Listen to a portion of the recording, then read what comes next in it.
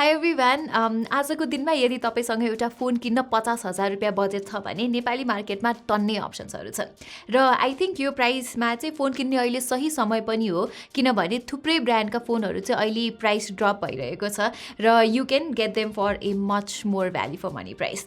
यही कुरालाई ध्यानमा राख्दै आज मैले लिएर आएकी छु नेपालमा 50,000 मुनिको प्राइसमा पाइने बेस्ट स्मार्टफोन्सहरूको लिस्ट। सो ढिला नगरिकन आजको यस भिडियोलाई सुरु गरौँ है त।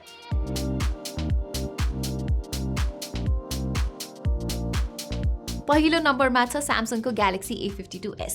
यो फोनको चाहिँ हालसालै प्राइस ड्रप भएको छ नेपाली मार्केटमा र यो फोनको 128 GB भेरिएन्ट चाहिँ अहिले ठ्याक्कै 50,000 रुपियाँमा आउँछ। यो चाहिँ 50,000 को प्राइस सेगमेन्टमा एउटा निकै ब्यालेन्स्ड अफरिङ हो। A52s को डिस्प्ले चाहिँ यो प्राइस रेन्जमा आउने one of the best displays हो। यसको डिजाइन पनि निकै अट्र्याक्टिभ छ र साथै यहाँ IP67 dust and water resistance पनि छ जुन चाहिँ 50,000 प्राइसमा अरू कुनै फोनले प्रोभाइड गर्दैन। प्लस यस फोनको पर्फर्मेन्सलाई स्न्यापड्रागन 778G चिपसेटले पावर गर्छ which is one of the good performing mid range chipsets. साथै तपाईले हाम्रो ग्यालेक्सी A52s को रिभ्यू हेर्नु भएको छ भने यु वुड नो कि यो फोनको क्यामेरा पर्फर्मेन्स पनि निकै रिलायबल छ। प्लस स्यामसङले यसको क्यामेरामा OIS पनि इन्क्लुड गरेको छ so you are getting very sharp र डिटेल्ड फोटोजहरू। सफ्टवेयरको कुरामा पनि One UI is one of the best Android skins र टु टप थिङ्स अफ स्यामसङले चाहिँ यो फोनमा 3 वर्षको OS अपडेट्स र 4 वर्षको सिक्योरिटी अपडेट्स पनि दिने प्रमिस गरेको छ। सो मैले अघि नै भने जस्तै यो फोनको फिचर्स चाहिँ 50,000 प्राइस रेन्जमा निकै ब्यालेन्स छ। हुन त ग्यालेक्सी A52s को सक्सेसर A53 पनि नेपाली मार्केटमा चाँडै नै आउँदैछ तर त्यो फोन चाहिँ A52s भन्दा अलिकति महँगो हुनेवाला छ र स्पेक टु स्पेक कम्पेयर गर्दा पनि निकै ठुलो इम्प्रुभमेन्ट चाहिँ होइन। सो A52s ले चाहिँ हाम्रो यो लिस्टको प्रथम स्थान ओगट्न सफल भएको छ।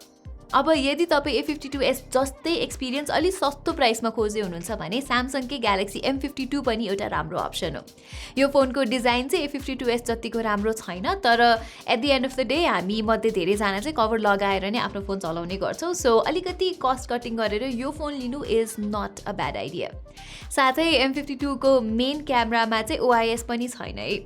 हुन त A52s जस्तै नै छ यसको क्यामेरा अप्टिमाइजेसन तर भिडियोग्राफी वाइज अनि नाइट टाइममा चाहिँ A52s अलिकति बेटर छ। तर तपाईहरूलाई यस्तो कुराले फरक पर्दैन भने चाहिँ M52 एउटा राम्रो अप्सन हुन जान्छ at a much cheaper price. Okay, दोस्रो नम्बरमा छ रियलमीको रिसेन्टली लन्च भएको Realme 9 Pro Plus। यो फोन पनि 50,000 मुनिको प्राइसमा एउटा निकै ब्यालेन्स्ड फोन हो। A52s जस्तै यो फोनको क्यामेरामा पनि OIS छ। रियलमीको क्यामेरा अप्टिमाइजेसन चाहिँ धेरै जसो राम्रो नै हुन्छ र यो फोनलाई चाहिँ टेस्ट गर्दा हामीले यसको क्यामेरा पनि राम्रो नै भएको पायो। बाइ द वे हामीले चाहिँ भर्खरै यो फोनको फुल रिभ्यू पनि पब्लिस गरेका छौँ जुन चाहिँ म यतै कतै लिङ्क गरिदिन्छु। एनिवे Realme 9 Pro Plus को ग्लास डिजाइनको ह्यान्ड्स अन फिल चाहिँ मजाको छ अनि त्यति भारी र भत्ता पनि छैन। यहाँ डिस्प्ले पनि 90Hz AMOLED हो जसको कलर्स अनि कन्ट्रास्ट दुवै राम्रो छ र Realmeले चाहिँ 90Hz रिफ्रेस रेट पनि राम्रोसँग अप्टिमाइज गरेको छ। Even in general Realme UI चाहिँ निकै सिम्पल छ र अप्टिमाइजेसनको कुरामा पनि Realmeले राम्रैसँग काम गरेको छ। र यस्तो स्लिम बडीमा Realmeले 4500 mAh को ब्याट्री इन्क्लुड गरेको छ जसले 7 देखि 8 घण्टाको स्क्रिन अन टाइम मजाले दिन्छ। प्लस यहाँ 65 वाटको चार्जर आउँछ बक्सभित्रै। अब स्यामसङको ग्यालेक्सी A52s र M52 मा चाहिँ जस्ट 15 वाटको चार्जर इन्क्लुड गरेको छ स्यामसङले भने अब आउने स्यामसङको मिड रेन्ज फोन्सहरूमा त झन् चार्जर नै हुँदैन। एनिवे पर्फर्मेन्सको लागि चाहिँ Realme 9 Pro Plusमा MediaTekको Dimensity 920 चिपसेट छ। यो चिपसेट चाहिँ बेसिकली स्न्यापड्रागन 778G जस्तै नै छ खालि ग्राफिक साइडमा चाहिँ 778G हल्का अगाडि छ तर नर्मल युसेजमा त डिफ्रेन्स थाहा नै हुँदैन। Which brings us to the gaming phones in this list. अब स्न्यापड्रागन 778G र Dimensity 920 राम्रो मिड रेन्ज चिपसेट भए तापनि हार्डकोर गेमिङमा भने अलिकति पछाडि नै छ। सो 50,000 प्राइस सेगमेन्टमा एउटा राम्रो गेमिङ फोन यदि तपाईहरू खोज्दै हुनुहुन्छ भने पोको F3 GT बेस्ट अप्सन नै हो। पोको F3 GT मा MediaTekको Dimensity 1200 चिपसेट छ जसको गेमिङ पर्फर्मेन्स चाहिँ निकै राम्रो छ।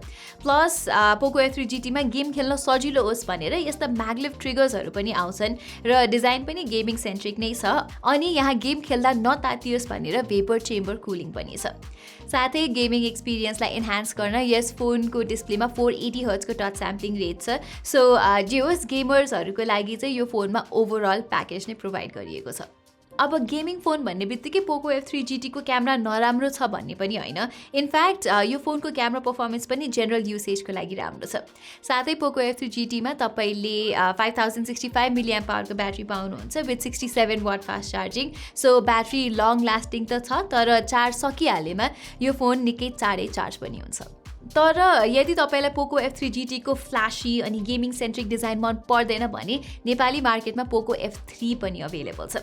हुन त यो फोन 1 वर्ष पुरानो मोडल हो, तर यसमा चाहिँ तपाईँले स्न्यापड्रागन 870 चिपसेट पाउनुहुन्छ, जुन one of the most powerful chipsets हो। In fact more powerful than the Dimensity 1200। त्यसै गरी यो फोनको डिस्प्ले पनि राम्रै छ। It's an AMOLED screen with 120 hertz refresh rate अनि यो फोनको ब्याट्री इन्ड्युरेन्स पनि इट्स भेरी गुड। यति भन्दै गर्दा पोको F3 को क्यामेरा पर्फर्मेन्स चाहिँ ठिकै मात्र छ। स्टिल क्यामेराजलाई प्रायोरिटाइज नगर्नेहरूको लागि चाहिँ this is a good gaming device for under 50,000 rupees in Nepal. ओके, हाम्रो यो लिस्टको चौथो स्थानमा रहेको छ Xiaomiको 11 Lite NE 5G। 11 Lite NE 5G चाहिँ बेसिकली स्लिम र लाइट डिजाइन मन पराउनेहरूको लागि उपयुक्त हुन्छ। यो फोन चाहिँ जम्मा 158 ग्राम्सको छ र यसको डिजाइन हेर्दा पनि एकदमै नै अपिलिङ देखिन्छ। स्यामसङको Galaxy A52s र M52 जस्तै यहाँ पनि तपाईँले स्न्यापड्रागन 778G चिपसेट पाउनुहुन्छ र यो लिस्टको अरू फोन्स जस्तै यहाँ तपाईँले राम्रो क्वालिटीको 10 बिट एमुलेट प्यानल पाउनुहुन्छ र Xiaomiले चाहिँ यो फोनको क्यामेरालाई पनि राम्रैसँग अप्टिमाइज गरेको छ एन्ड इट डिलिभर्स गुड रिजल्ट्स। अब स्यामसङको Galaxy A52s अथवा M52 जतिको राम्रो फोटो चाहिँ खिच्दैन, तर जे होस् यो फोनको क्यामेरा रिलायबल चाहिँ छ है।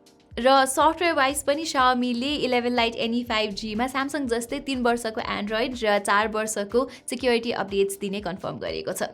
र अब MIUI मा चाहिँ यताउता अलिकति बग्सहरू कहिलेकाहीँ भए तापनि this is a very feature rich Android skin.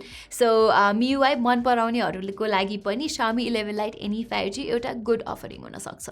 Lastly नेपालमा हालसालै वानप्लसले आफ्नो latest mid range phone OnePlus Nord CE 2 पनि लन्च गरेको छ र 50,000 मुनि चाहिँ यो फोन पनि एउटा राम्रो अफरिङ हुन जान्छ। त्यही हो, वानप्लस नेपालले यो फोनको प्राइसिङ चाहिँ इन्डियाको कम्पेरिजनमा अलिकति हाई नै राखेको छ, बट स्टिल 50,000 मुनि feature wise this is a good phone.